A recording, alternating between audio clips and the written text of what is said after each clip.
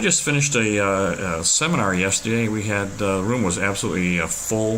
I think it held 70 people. That's all it would take. It's been full for several weeks. And of course, when I do this, I'm presenting for about 3 hours. I have a pretty long presentation. It's pretty intense. But yesterday they asked me a couple questions, and I thought maybe I should address this and talk about how I got started, and really how my life really was changed pretty dramatically through what was going on. I was a young man in 1974. I started full-time real estate, so I was about 22, 23 years old. And of course, they had the oil embargo in 1973. We had the recession in 1974, and I started at the tail end of the recession. I didn't know business was bad. I just knew that people wanted to buy houses, so I sold an awful lot of houses. And right through 74 and 75, as the 75 started, the recession started ending, people came back out. There was a little bit of pent-up demand, and I sold an awful lot of houses. I was doing very, very well. I was in my early 20s, making a pretty good living for myself. And I had equity partners that I would find a property that was undervalued and thought that we could maybe remodel and make a few extra dollars on upgrading the property. Very similar to what we're doing for flips. I was flipping properties in the 70s. They put up the money. I had $1 million credit line when I was in my 20s. And my partners put up the money. I did all the work. And we split the profits. It was just a great deal because I didn't have any money and they didn't have any time. So it was just a great symbiotic relationship. So we did very, very well together. And all through the 70s, through the 70s, I bought an awful lot of properties. And of course, inflation was rampant. When I first started in business, you could buy a property for $12,000 or $15,000, and at the end of that year, it was $25,000 or $30,000. So properties had literally doubled in 1 year. So if you bought a property, it would go up $1,000 or $2,000 while you were in escrow, while you were closing it. So if you bought something that maybe was mispriced or mismarked or had some upside value that we could take to our advantage, you could do pretty well, and we did. The problem was that I was a young man. No one ever explained to me that this comes to an end, that good times do not always last. So I spent everything I had. I lived like a king. I had a wonderful time. I bought everything. I had all kinds of things. I had nice cars. I was young. I went to an awful lot of, went up on Rush Street in Chicago, ate at nice restaurants. I did very, very well, but I did not save anything. So I got married in 1979 in June. And in August 1979, Paul Volcker was appointed Federal Reserve Chairman with a mandate to stamp out inflation. Well, I have to tell you that my business came to a screeching end. It just stopped. Here I was newly married, and I mean newly married, 5-6 months, and all of a sudden the business just starts evaporating right before my very eyes. And it was a really, really scary time. So I really was lucky I got out the skin of my teeth. It was really, really tough and scared me. And here I'd made a lot of money, done an awful lot of things, had really an awful lot of fun, spent virtually everything, and I just didn't realize that good times come to an end. And I was just a fool, just absolutely as foolish as I could possibly be. So fortunately, bad times don't last forever either. So my wife and I sold our properties. We traveled around the country, and while we were traveling around the country looking for a new home, which turned out to be Scottsdale, Arizona,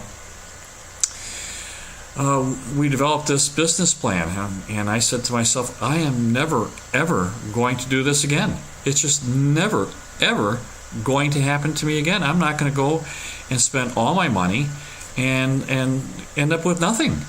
It was such a scary thing. And so that's how the strategy was born. So my wife and I were goal-oriented. We're still goal-oriented. And my wife and I, she's my partner, we work so close together, and we decided, we're going to build some things. So we put a strategy together, and it took about 9 years. And in 1991, we put our things in storage and left. We put all our properties with a property manager who we still have, and we left, and with an open-ended ticket for a year, and our hard work paid off. Now, I must tell you that we lost friends because we would never go out to dinner. We wouldn't go out and spend $100 going to a French restaurant. We wouldn't go out to the bars. We would entertain at home. We would have friends over. My wife drove the same car for 17 years, and I was always broke. Whenever I had any money, I bought a property. And people came over to our home and they laughed because, we didn't have brand new TVs. We didn't have brand new furniture. And here's my poor wife. She drove a really nice car, but it was an old car. She drove it for 17 years because whenever we had any money, we went out and bought a property at cash flow. And of course, it took 7 or 8 or 9 years. We went right through the 80s, and by the 1991,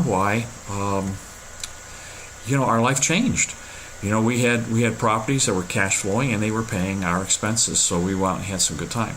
Now, that's my story. I'm doing these videos now, and I'm doing what I do now to try and get people to break this cycle where they spend every nickel and dime they have and end up having nothing. The average retiree has an income of less than $20,000 a year. You can't live very well on $20,000 a year. So I'm out trying to do this. You cannot finance your way to wealth. You save your way to wealth. We create wealth. We're financing our lifestyle. So we have the greatest debt there is. So I'm telling you, get out of debt. Now, this is going to be a little self-serving because I was at the seminar yesterday doing the presentation, and people were asking about my book. And of course, I'm going to push my book here for a second. So I did write a book. It has the strategy. This is not something that you can't get elsewhere. Virtually everybody knows these things that are in there. If you go to the library, there are 500 books on how to accumulate wealth using real estate. This is another one. It's just a little different. It has a, it's my take on how to do business. So I'm going to push this up a little bit so you can take a look at this. It's called How to Create a Real Estate Money Machine and Retire with Income. Because you can retire, but if you don't have any income, what good is that? I was on a cruise last week. We went to Cancun, we went to Belize, and we went to Honduras, and we came back. It was wonderful. We had a great time. I'm going back to the Caribbean next month. I'm going to Turks and Caicos. I was in North Carolina. I do this not to brag. I mean, I imagine it does sound like a brag. I'm trying not to brag. I'm trying to be this as maybe a guide, because you can certainly do this. It takes about 8 to 10 years, depending on the years that you have. But this book is $15 at Amazon.com. It's all over the world. You can get it at Barnes & Noble. You can get it at Apple Books. You can get it at Smashwords. You can go to Create Space and get it. Everybody that sells books sells my book. We sell it ourselves off of michaeldouville.com.